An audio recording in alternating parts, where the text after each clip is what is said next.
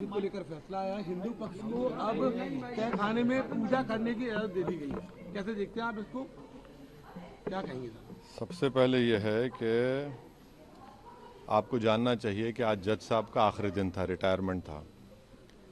दूसरी बात यह थी कि उन्होंने 17 जनवरी को डिस्ट्रिक्ट मजिस्ट्रेट को रिसीवर अपॉइंट किया। तीसरी बात यह है कि आज जिन्होंने जो फैसला लिया है वो तो पूरे केस को डिसाइड कर दिया उन्होंने। यानी आपने एक तो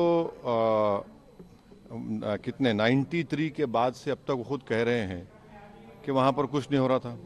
अब मस्जिद के तहखाने को आप दे रहे हैं तो फिर आपने तो पूरा केस ही डिसाइड कर दिया। भाई कितने साल हो गए, 93 से आप 30 साल हो गए। हाँ, उसमें मूर्तियां कहाँ हैं, कैसे मालूम उनको?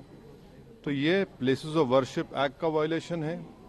भाई 30 साल के बाद आप ये काम की इजाजत दे रहे हैं तो उनका तो एक काम था कि आप उनको 30 दिन का टाइम देते अपील के लिए।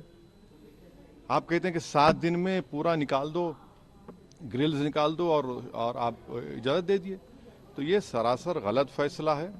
और आखिरी बात यह है कि नरेंद्र मोदी की सरकार जब तक अपनी खामोशी को तोड़ेगी नहीं और साफ तौर पे कहेगी नहीं कि हम प्लेसेस ऑफ वर्शिप एक्ट के ऊपर स्टैंड बाय करते हैं, ये पूरे तनाज़े चलते रहेंगे। और मैं फिर से कह रहा हूं कि जब बाबरी मस्जिद का टाइटल सूट का जजमेंट आया था, मैंने जिस एप्रीहेंशन का इजहार किया था कि वो फैसला यकीनन सुप्रीम कोर्ट हमारा आखिरी कोर्ट, हम इज्जत करते हैं, मगर फेद की बुनियाद पर आने से ये तमाम चीज़ें खुल रही हैं।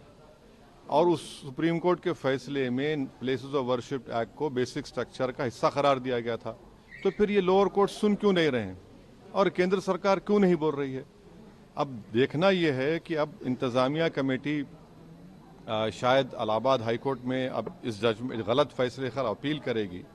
अब नहीं मालूम क्या फैसला आएगा। मगर 17 जनवरी को एक बात कहते हैं, फिर रिसीवर को बोलते हैं ये कर दो आप, आखिरी दिन आपका। खैर उनका इख्तियार है, उसको कोई रोक नहीं सकता। मैं आपके व्यूअर्स के समझने के लिए कह रहा हूँ। और प्लेसेस ऑफ वर्शिप एक्ट का मतलब क्या है? 30 साल से कुछ नहीं हो रहा है, आप उनको 30 दिन नहीं देते।